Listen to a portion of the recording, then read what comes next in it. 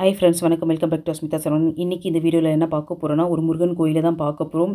இந்த கோயில் எங்கே இருக்குதுன்னு பார்த்தோம்னா, வேலூரில் இருந்து ஒரு 15 கிலோமீட்டர் தூரத்தில் இந்த முருகன் கோயில் இருக்குது. கண்ணமங்கலத்தில் இருந்து இந்த கோயிலுக்கு போகலாம்.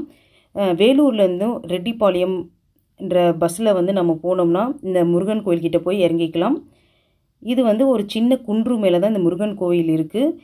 இந்த கோயிலுக்கு வந்து திருமணம் வந்து நிறையா நடக்குது. நான் திருமணத்துக்காக தான் வந்திருந்தேன். என்னுடைய அக்கா பையன் வந்து கல்யாணம் கோவிலில் வச்சுருந்தாங்க.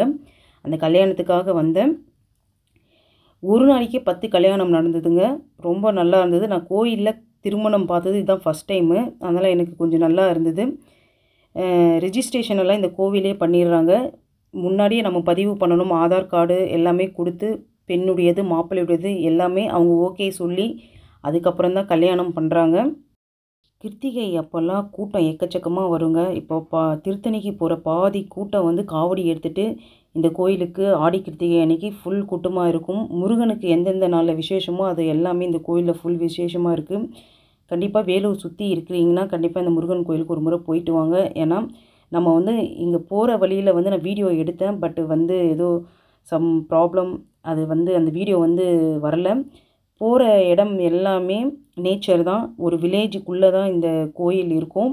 போகிற இடம் எல்லாமே நெல் பயிர், இந்த மாதிரி வாழைத்தோட்டம், இந்த மாதிரி நேச்சரை தாண்டி தான் நம்ம மேலே அந்த மலை மேலே இந்த கோயில் இருக்குது. அதனால் போகிற இடம் எல்லாமே நல்லா பார்த்துட்டு போகலாம். அந்த மலை மேலேருந்து சுற்றியுமே பச்சை பசேன்னு மலைகளை பார்க்கலாம். அந்த மலையை சுற்றி நடுவில் கோயில் இருக்கும். ரொம்ப அற்புதமாக இருக்கும். படிக்கட்டு வசதியும் இருக்குது. ரோடு நல்லா போட்டிருக்காங்க. வண்டி, காரு, பைக்கெல்லாம் போகிறோம்னா நம்ம கோயில் மேலே வரைக்கும் போயிட்டு கார் நிறுத்திக்கலாம்.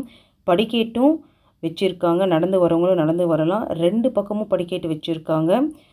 ஒரு படிக்கட்டு வந்து இப்போ தான் புதுசாக வச்சு கட்டிகிட்டு இருக்காங்க. மக்கள் வந்து கூட்டம் நிறையா இந்த கிருத்திகை, ஆடி கிருத்திகை அப்போல்லாம் நிறைய ஜனங்க வராங்கன்றதுக்காக 2 படிக்கட்டை 2 பக்கமும் மலைக்கு 2 பக்கமும் படிக்கட்டு வச்சு பண்ணிகிட்ருக்காங்க.